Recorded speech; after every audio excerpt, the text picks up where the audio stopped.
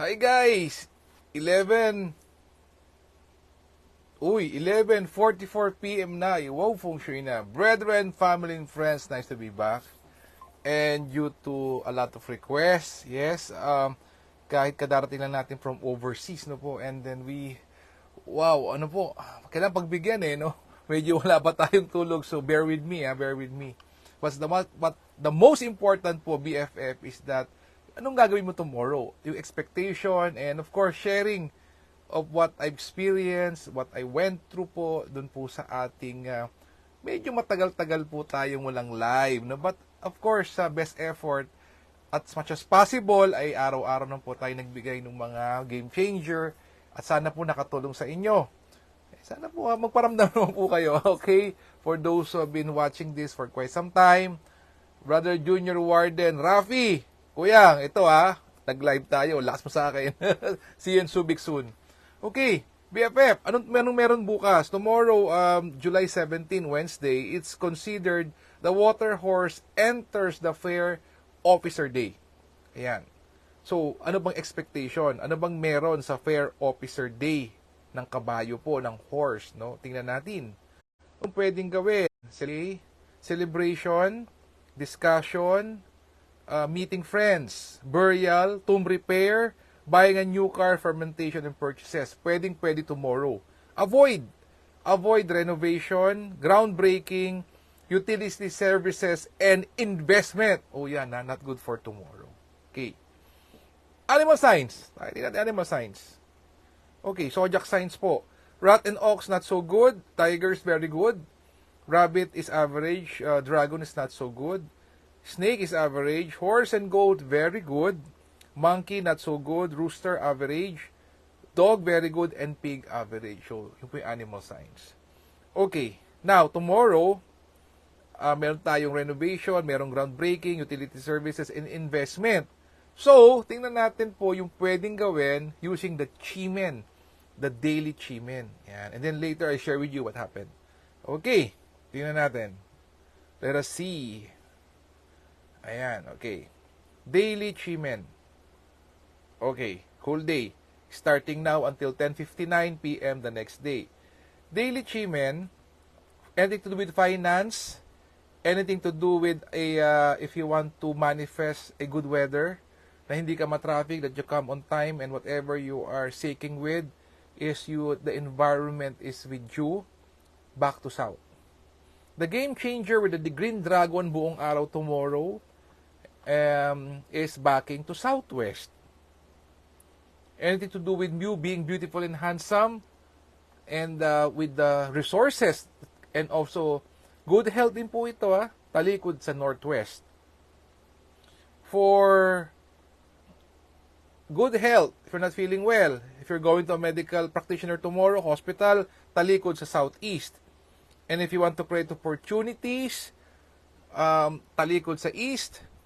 And if you want to manifest about having that energy, having that enthusiasm, inspiration, overcoming fear, with the flying bird fall into cave, talikod naman sa northeast. So there you have it. Okay. So daily chimen muna tayo. Baka po pag we'll discuss the hourly chimen, may ma-miss out na naman. But now, daily chimen, whole day po ito.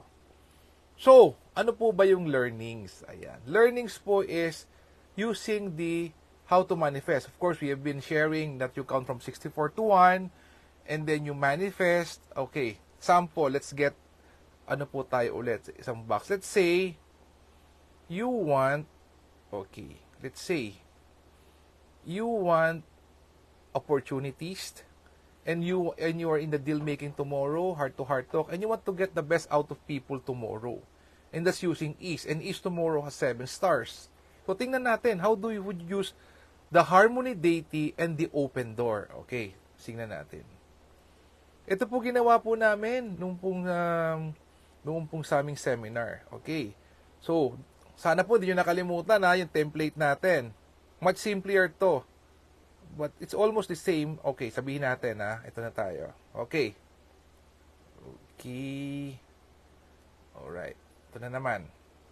So, okay, again, universe, I let go of all the things that no longer benefit my journey and open myself to become the person needed to fulfill my aspirations. I am deeply thankful for my blessings, and I'm always eager to evolve, learn, and do whatever it takes to achieve my dreams. I easily and effortlessly magnetize new ideas and views by always attracting the right people who brings me abundance, happiness as we build and grow business together. And then, dugtungan nyo po, ano po ba yung nais nyo tomorrow in terms of heart-to-heart talk, meetings, or negotiations. So, haluan nyo, samahan nyo po na yon. Then, you close it with an amen, or how you close your prayer, depending on your faith. Yan po. So, pwede nyo pong gawin yon. Or, okay, how would I use the game changer? So, a game changer po, ang component po ng game changer is the chief deity and the harm door. So, how would I use the game changer? Nakatalikod sa southwest po to, a whole day. So, use the backing. Yung nauna po is backing, ito naman po ay southwest backing. So, again, yun po tayo ulit, yung universe, I let go, and then, okay, so, tuloy-tuloy, and then, I easily and effortlessly magnetize, yan, new opportunities by always attracting noble allies, forever lucky, generously aiding all, crafting robust lifelines and livelihood for all, and then, ano po bang nais nyo? Your intention tomorrow na gusto magkaroon ng game changer. Okay? Or in between the attracting noble allies, sino ba yon? Okay? Ito po, crafting robust lifelines and livelihood for all, then dugtungan mo. So, ano po, kailangan po specific. Hi, ito Kuyang Melvin! How are you? How are you? Miss you. Yeah, wala ako stated. Anyway, babayo ko sa 26, sa ating first degree. Okay, I'll be there. Yun. Kuyang Melvs, good evening sa'yo. Okay, so tingnan ulit natin. How about, okay, nabanggit ko kanina, you have attitude with finances, you're gonna make sure that the environment is with you, with the life door, no? So ito, may kasamang finance to, money related. So, how would you do it?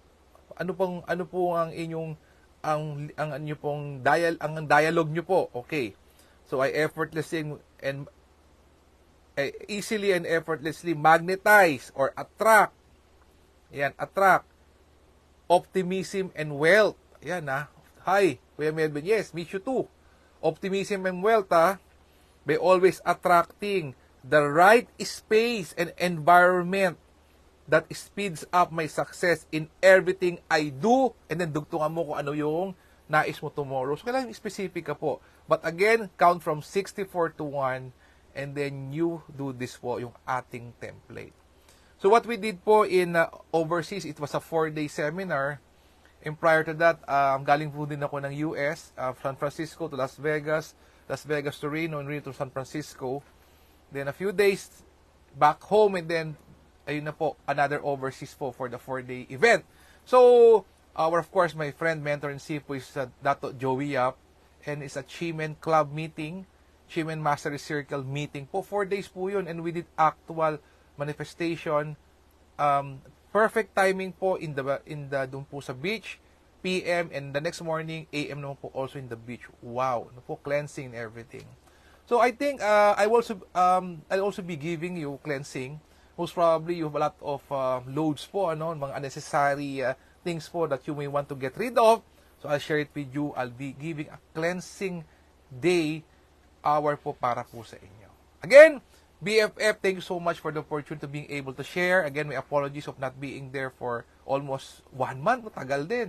Of course, ngayon nga po, we haven't rested yet. But anyway, because of this is a sharing, let's like and share. Maybe somewhere out there, yung ating exchange of energy, someone out there will also be benefiting from this. Again, BFF, thank you so much. Let us pray for each other. Let us pray for our leaders. Let us heal as one. Let us be a blessing to others. God bless us all with a grateful heart. Maraming po salamat sa inyo lahat. Good night, good evening, and see you tomorrow. Bye-bye.